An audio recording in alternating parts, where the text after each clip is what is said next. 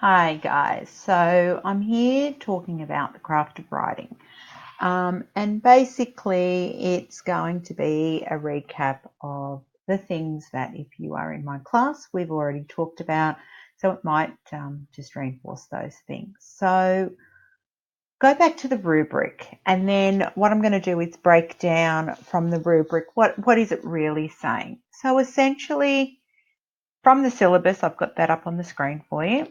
In this module, students will strengthen and extend their knowledge, skills, and confidence as accomplished writers. That sounds pretty daunting to be asking 16, 17-year-olds who maybe don't see themselves as writers to be doing. So you do have the skills, though, to do that, because what you've already been doing is developing that skill in terms of you can analyze texts, you can look at the what, the how, the effect, the thematic concerns, the values, the attitudes, the ideas that are being explored in that text. You've got the techniques that are being used in those texts and the effect. And basically what you're doing with craft of writing is going to be in the other sections, you're analysing text. You're saying, look, I can point out what are the themes, what are the ideas, what are the values, what are the attitudes that are being explored. How are they doing it? What techniques are they using? And what's the effect? What's the intention that the writer has? And what you do with Module C is you're saying, look, the other sections, I can identify all of that. In this section, I'm going to show you that I can also cleverly use language and create a story, a narrative, a discursive text, an essay, a persuasive piece, something that would be a spoken text. And I can do that, and I can do it with flair and sophistication and very thought out thinking about purposefully using language. You don't actually have to be a great writer to do that. You need to be able to identify those techniques and then translate that skill across to being able to make a metaphor or a simile. And they're quite easy to do. You are probably doing these things when you talk and you tell a story. Anyway, when you tell stories to other people, in order to keep them engaged and wanting to hear where the story unfolds about something you've experienced, something you've done, something funny you've thought, you do that by holding their attention with the language that you're using. And so don't lose that part of yourself when you're writing. So you're going to be showing that you can write. Students write for a range of audiences and purposes using language to convey ideas and emotions with power and precision. Basically, you're going to write for a few different audiences. You could write for teen audiences, you can write for adult audiences, you can write for an audience in the contemporary world, you can write for an audience that's going to be in the future. And you can convey your ideas. Now, you need to have a very set idea. What's the idea I'm going to convey, and what emotions do I want them to feel as a result? You appreciate, examine, analyze at least 2 short prescribed texts, as well as texts from your own wide reading. The 2 prescribed texts come from a list, but the question for Module C could actually ask you to reflect on one of the modules that you have done outside of Module C and the text. And so that might be your stimulus and your starting point for that. So again, it's that idea of you're showing that you can evaluate how writers use language and imagine creatively and imaginatively for a range of purposes to express insights, evoke emotion, and describe the wonder of the natural world, shape a perspective, or to share an aesthetic vision or an idea, basically. And so you're going to analyze these other texts, the 2 short prescribed texts, for all of these aspects. Now, the idea being that they become inspiration for your own writing. Through the study of enduring quality texts, oops, I've scanned too far. found it. Of the past, as well as recognise contemporary works, students appreciate, analyse and evaluate the versatility, power and aesthetics of language. Through considered appraisal and imaginative engagement with text, students reflect on the complex and recursive processes of writing to further develop their self-expression and apply their knowledge of textual form and features to their own sustained and cohesive compositions. So what I was saying, where, you're looking at what are the ideas, how are they conveying them, what's the effect, and then you using that as inspiration for yours. So you should have had some discussion and speculation where the texts have been, not just unpacked for the analytical aspect, but also, what are their what are the ideas and what are some other ideas that come from that? What are other ways that you could look at the same idea that maybe your text looked at?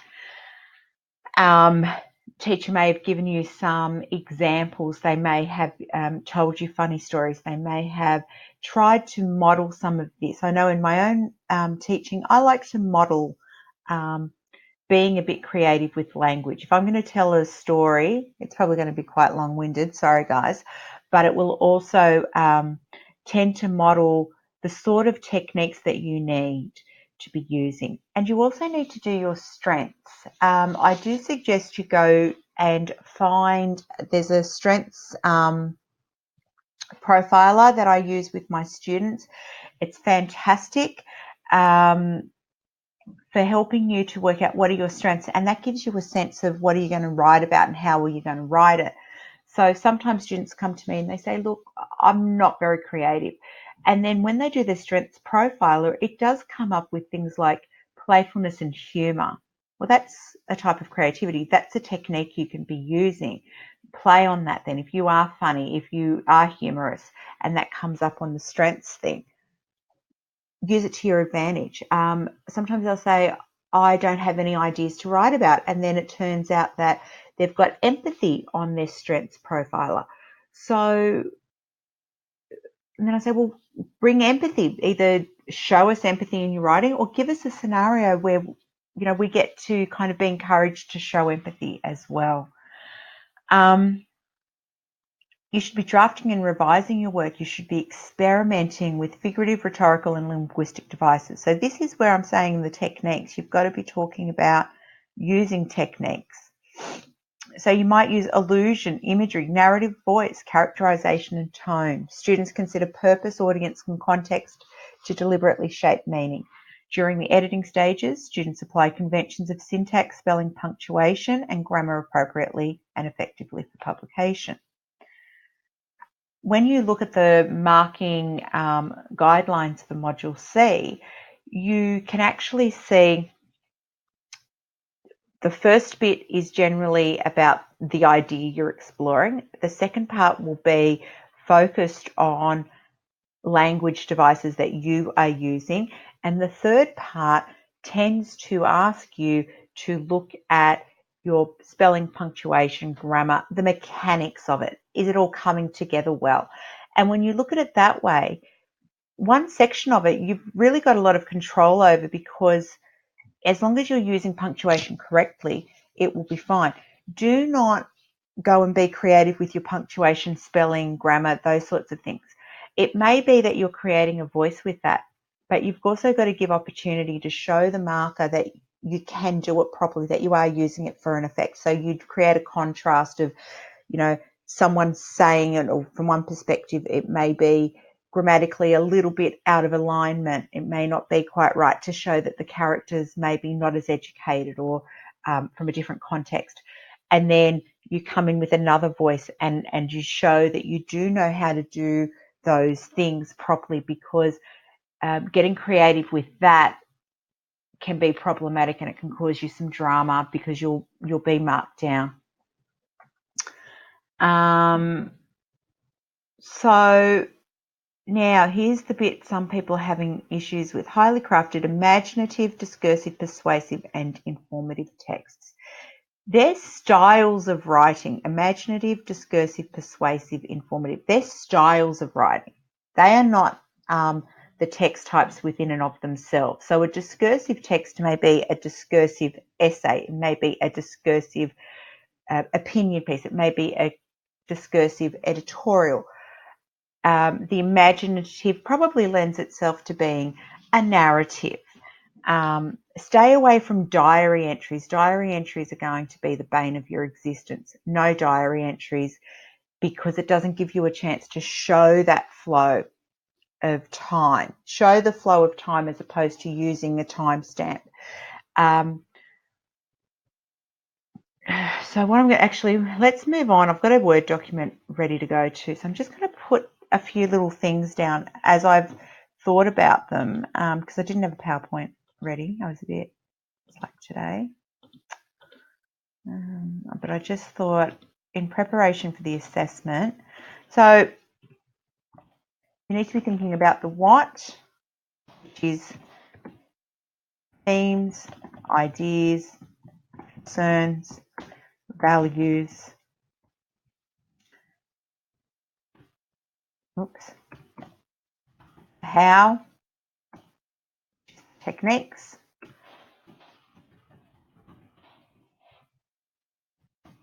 The effect. How does it make you feel, basically?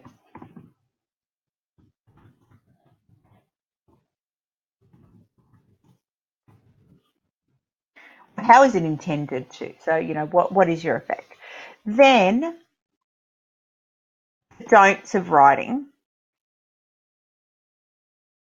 That doesn't look right. Don't do that. The don'ts of writing. No diary. No letter. Again, it's weak. Limit dialogue. Oh, too much dialogue, because especially, and if you are using dialogue, you've got to be going, okay, such and such says this, but in what way? What's their tone? Is it loud? Is it soft? Are they angry? Are they upset? What's the emotion behind it? Really pull it out, because dialogue on its own starts to look like a script. Stay away from script. Again, you're not getting a chance to describe in depth, okay? So don't do scripts. That could be quite weak. No retelling. Right? You don't retell the story, describe it.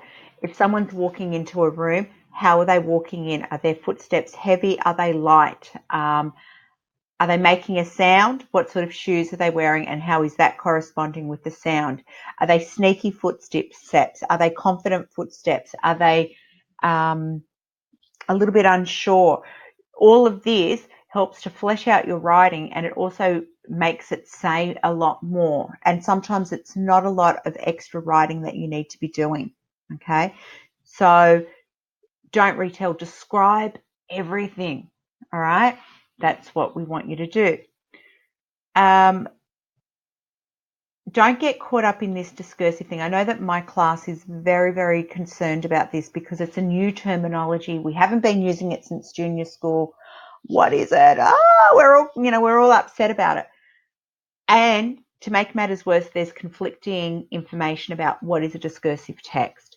Essentially, when you blog, when you do a Facebook post, which could also be a Facebook rant, when you do an Instagram post, when you tweet, they're more discursive usually. There's some sort of an opinion coming through.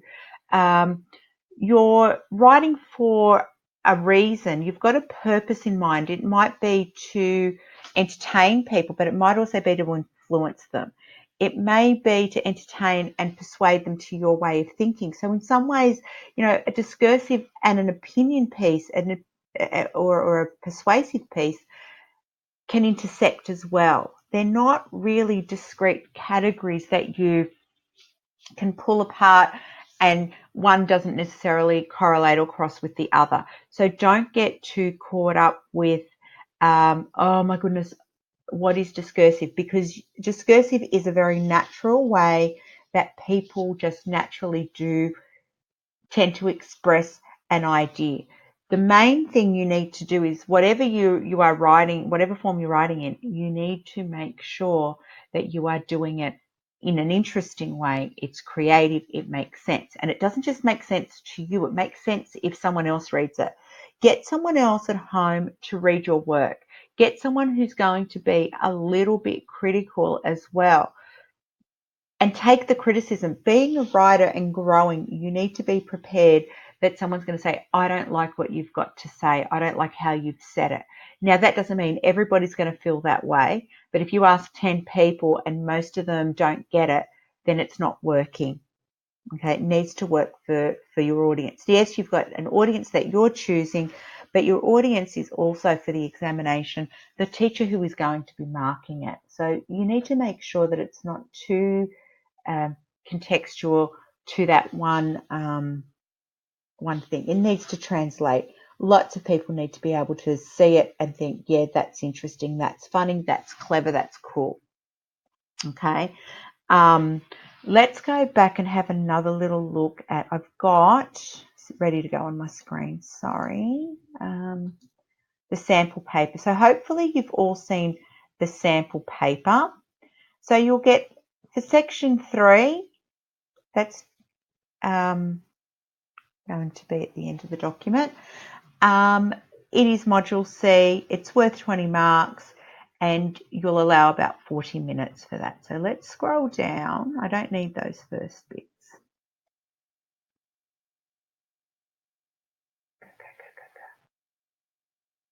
Whoops, did I go too far? So module C, there's this little marking, it's called an exam rubric up here. This will always be the same. So I'm assuming that if this is in the sample paper, they've nutted this out and this is what's going to be it. And you'll see that there's links back to the rubric in the syllabus that expands it. So craft language to address the demands of the question. So whatever they've asked you to do, whatever thematic idea, you'll do that.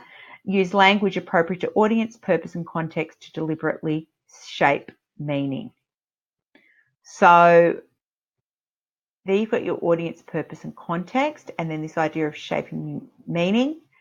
And then using language means not just using it correctly, it's also using interesting language techniques. And interesting language techniques also make something appropriate to the audience and to the purpose and to the context, and helps you to shape meaning, as do the mechanics. So the mechanics are implied there as well.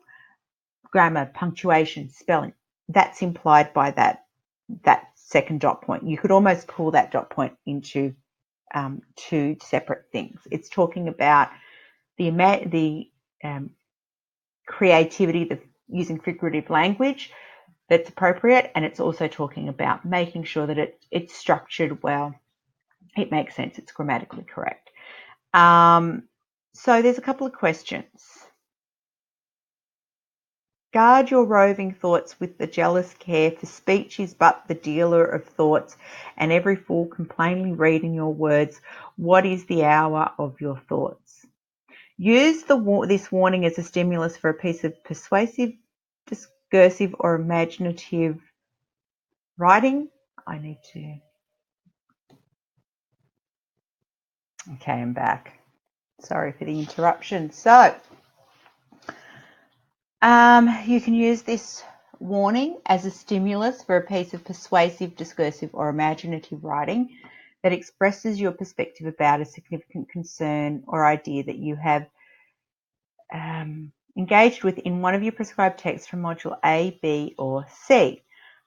So you could focus on this idea of thoughts, and depending on which module A, B, C text you've done, that may make sense. You may look at this idea of jealous. So just pull out key words. For speech is but the dealer of thoughts, and every fool can plainly read in your words what is the hour of your thought? So it's quite open-ended. It could be about the writing process. It could be that you just pull out keywords and focus on those, but you've got to look at them within the context of this piece as well. And so I think that's very open. Just something that you think about from an idea from a text you've looked at. So if for example, my class has done Eliot. The obvious thing there would be to look at writing something about one of his ideas. So it could be the lack of individuality. It could be the monotony of life. It could be the negative view of life. It could be the lack of connection with others. Choose one of those and then write about it. That's very open. Now, some of the others have a section of an A and a B. So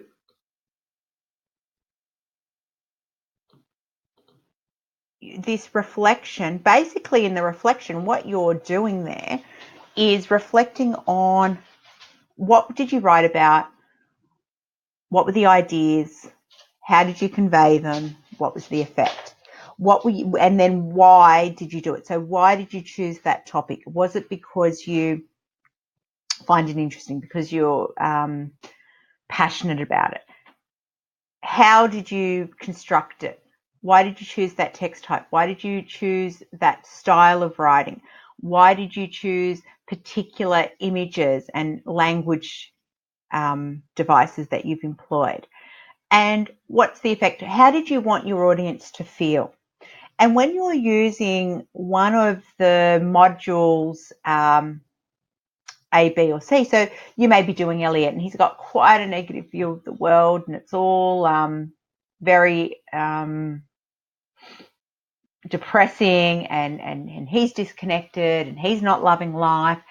And you may write a piece that does the opposite, that celebrates life, celebrates the modern world. So you don't have to stick with it completely if that's not the way you're aligned. So this other one, choose a character, persona, or speaker from one prescribed text that you've studied in Module C. So that is asking for it to be taking on a character from that module. Express the thought processes of this character, persona, or speaker by exploring a moment of tension in the text from an alternative point of view. That I actually think, because the Module C texts are quite short, is going to be a trickier one. Hopefully you'll get something more like this one. But if you did, think about which text you would do and which characters. So my class did stamp collecting, which I think that persona would be an easier one to then extract for this than, say, that crafty feeling. I'm just kind of trying to think of ideas, but because the moment of tension that, in stamp collecting is talking about the stamps and talking about journeys and the emotional journeys and the physical journeys, and the stamps are like an extended metaphor of that. So hopefully you don't get that one. And there's some other samples in there too that you can have a little look at. Now, what I really wanted to look at over here were the marking guidelines. So you're going to see that I was absolutely right with the idea that one sort of looks at the question or the idea that's in your writing, composes an engaging piece of writing that responds to the question skillfully. They're very high order skills that you're showing there. Okay. Crafts language skillfully to convey a perspective, idea, or emotion appropriate to the question. That's looking at using figurative language, using a range of techniques. Then this one is really important. Demonstrate skillful control of language and structure appropriate to audience, purpose, context, and selected form. That's looking at your mechanics as well. Okay, so they've split it out. They're in the exam rubric, they're combined, and in this in the actual marking guideline, they're split out a bit more. So with your writing, I just wanted to give you some tips on, how to write a bit better. So I've given you this idea that you're looking at the what. Be mindful. What are you trying to convey? Are you going to agree or disagree with the idea that you're drawing from another text? How? What are the techniques you're using? Are you using techniques that are inspired by that same writer? And particularly if you if you are asked to write a reflection, you're going to need to include that. And the effect. How does it make you, the reader, audience, feel? Think about what you want your audience to feel. What do you want them to think? Do you want them to agree with you? Do you want them to at least broaden their horizons? Now, my do's of writing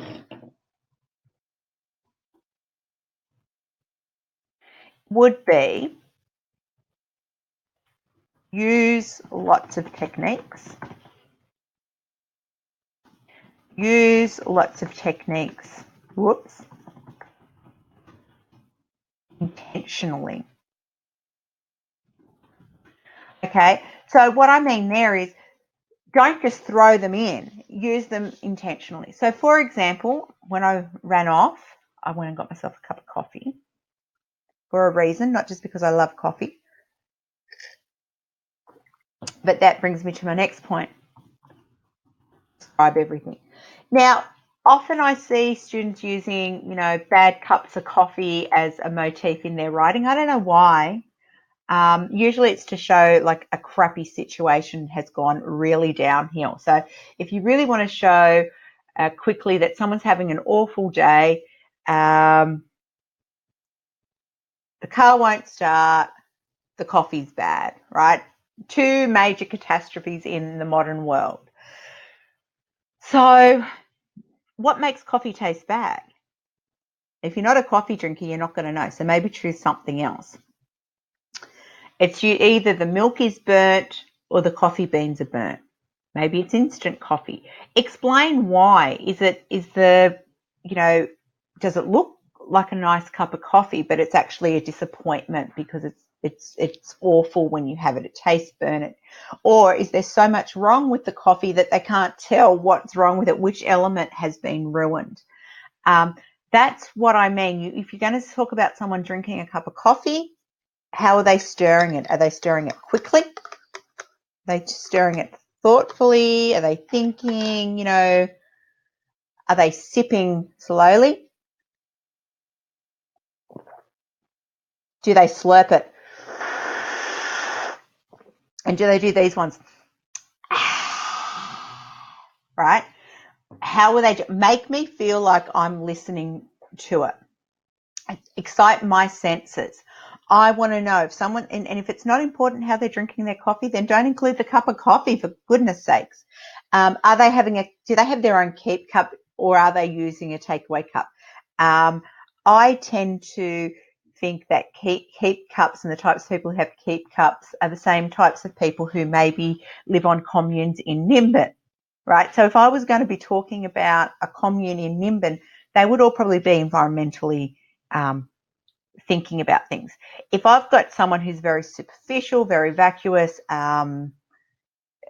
works in banking, I'm going to make some sort of, and I want to show them as this very superficial, care only about themselves person, then I would have them not only use like a cup, but I'd make sure that, like a takeaway cup, I'd make sure that it was obvious that it was not sustainably created. It's not, made out of used recycled toilet paper rolls, and it's not going to biodegrade.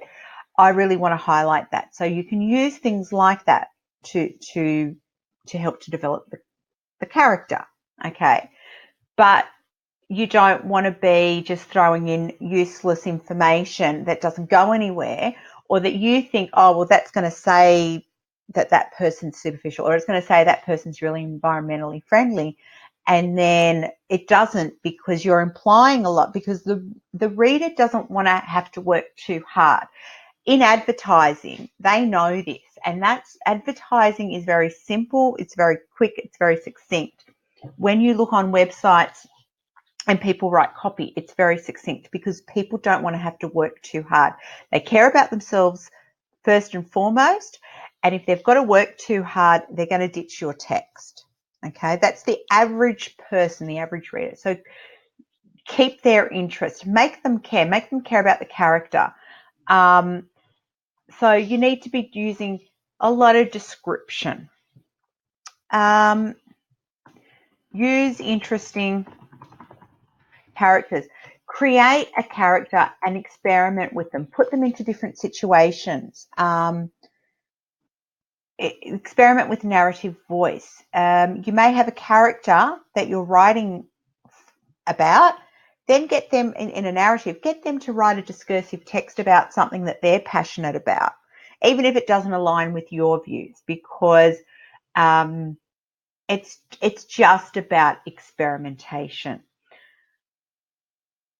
And spelling, punctuation must be correct. Okay, don't get creative with it. Be creative with your descriptions. As you're doing things yourself, think about, for example, you can do these exercises when you're eating. When you're having your dinner, really be mindful as you're chewing. What's the texture like? What's it taste like? What do you like about it? What do you not like about it? What's the temperature like? What does the temperature feel like in your mouth? How does it feel as it goes down? How's it sitting in your tummy? You know how you eat some meals and they kind of feel like they're sitting up here, and then other times you have a meal and it slides right on through. Okay, so you need to be really thinking about how do things feel to you. When you feel anxious, if you've got a character who's anxious, for example, how does anxious feel? Have you ever been anxious? If you've not ever been anxious, then you're going to have to do a bit of research. If you have, does your body tense up? Do you feel a sense of panic? Do you breathe very shallowly? Yeah. Do you just feel exhausted? Do you just feel like you want to crumble on the floor and have the floor swallow you up? How does it feel when you are anxious? Don't just say, oh, I was anxious or they were anxious. What does that feel like? Okay, really, and make the audience able to understand how that feels and why it's important and why they should care. Going back to, so check in with your own body. How do things feel? How does it feel when you do this? How does it feel when you do that? How does it feel when you're happy? How does your body feel? How does your body react? And then do that as well. All right. So it doesn't just have to be the negative stuff. Really be mindful about everything that you're doing. If someone's got to be having a bad hair day, why are they having a bad hair day? Is their hair long? Is it short? Is it thick? Is it thin? I know I'm having a bad hair day when I wake up in the mirror and my blonde streaks, this isn't my natural colour, they've started to go what I call blorange, and I know I've got to get to the hairdresser. And for a couple of weeks when I'm walking around looking blorange, I feel, I don't want to look in the mirror, you know, and I know that that's what's wrong. I know it's that I've gone blorange. Like, no one wants to have blorange hair. No one goes into the hairdresser and says, I'll have the blorange streaks, please, and make it look as untoned as possible. So, you know, if they're having a bad hair day, why? What is it about it? Is it all frizzy? Is it falling out? Has it been cut too short? You know, when you go to the hairdresser, they cut it too short and you're like, what the? And they say, do you like it? You go, no. And they say, what can I do about it? Well, glue my hair back on. Like, so maybe, you know, really, really describe things. That's probably enough for today's video. I just wanted to give you a bit of a recap on what you should be doing, and just a few little takeaway tips just to reinforce those.